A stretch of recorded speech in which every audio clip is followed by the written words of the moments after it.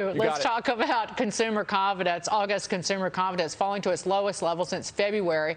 And at the same time, we have companies like Costco announcing it's going to reinstate purchasing limits on select items because people, again, are stockpiling goods as COVID cases surge.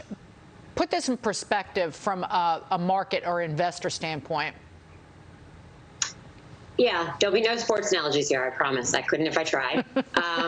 Maybe lacrosse. I don't know how that works. But so, look, let's go back to last March when the recovery in the market, at least, was really heightened. And we said, all market participants said, this is not going to be a straight line recovery. And the truth is that between now and then, and very recently, it has been largely, both in terms of earnings, market numbers, and economic information, pretty much a straight line recovery. And now we sit at this inflection point where a lot of the things that we were concerned about that were those downside risks have surfaced. We have a variant that is taxing hospitals and concerning both consumers and producers yet again. We have severe weather. We have back to school, and we are past peak earnings. And so I think what a lot of the numbers that we've been seeing, both the ADP numbers we got yesterday, which were, half, 60% of what we were hoping for in terms of additional payrolls. I think the jobs number that we get tomorrow will reflect this as well. And consumer confidence, which we did get yesterday, which is the lowest number we've seen since February, which, think about it, that was like the ramp up of both confidence in the vaccination program. So we're now sitting at this lull where consumers aren't having checks deposited into their accounts, where everybody was, at least where I am in New York, the thought was everybody would be going back to New York in July, in August, in September. A lot of that has now been pushed forward as a result of the Delta variant into January. So, we have sort of gone like this, and now we're going to be here for a bit. And I think once we push through the Delta variant, once we have a sense of how, quote unquote, temporary or transient inflation is, once we have infrastructure kicking off and some more clarity in Washington, I think you will see another leg up. Your dog's behind you, Alli, and we just love it. You can't. He loves your show. He hears you talking about dogs, and there's nothing I can do. No.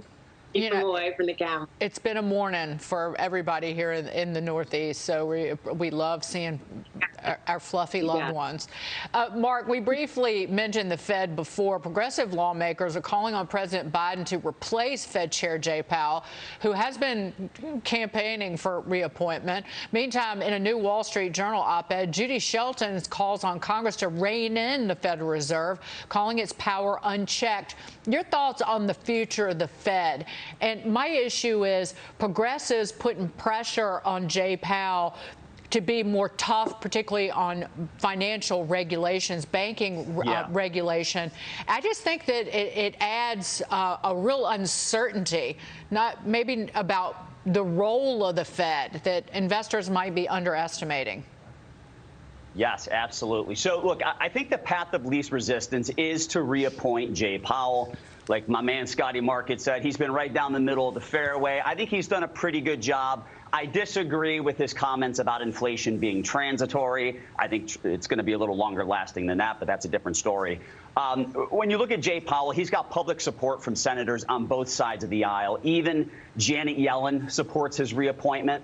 And when you try to figure out what the market impact is going to be here, I think here's what investors need to know. If Powell isn't reappointed, the Fed's going to become even more dovish.